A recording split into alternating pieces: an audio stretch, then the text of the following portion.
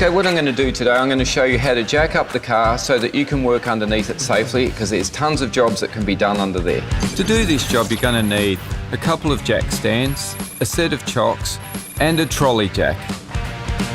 This particular car, I'm going to lift it up from the cross member, which is underneath the engine. Really important that you look at the manufacturer's specifications for that particular car so you know where to jack it. You can cause a lot of damage by jacking up modern cars by using the cross member, as I'm going to do now, because modern cars often have an aluminium cross member frames, they will break. First of all, we need to make sure that the handbrake is on and the car's in park. And if it were a manual, we'd put it in first gear. We've got to make sure that the floor's clear and clean underneath us so that the trolley jack, as you can see, rolls easily. We're going to run it under the car until we get to the chassis. Now we're past the chassis and we can see the subframe, so I'm going to turn the handle fully clockwise. And now it's fully in contact with the cross member. That's where I want it to be. So away I go, pumping it up, but keeping my eye on it and keeping well clear of the car.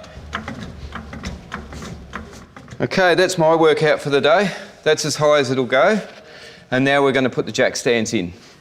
Okay, so now that the car's up on the jack, I need to get these stands in as quickly as possible because I really don't like the car sitting on the jack. It's not a safe place. So we'll get the Repco 3-ton stand, check to make sure the footprint's clean on the stand so it sits nice and clean on the ground, and make sure that the ground's clean of debris. Place the jack with the handle facing outwards and simply just lift it up into the jacking point on the car. So I'm happy that that's in place. There's a little bit of movement, but that's how they are. Now it's time to put the other front one in place. So now the next thing is, of course, to get rid of the jack so I can get under and fit under the car. So I'm going to get rid of this jack. Turning anti-clockwise, down goes the jack.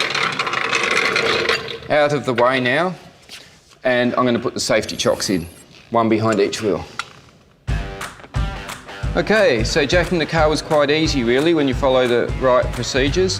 The car's safe now, it's on its stands, the chocks are in, the handbrake's on, and really I'm ready to get underneath it and do what I've got to do.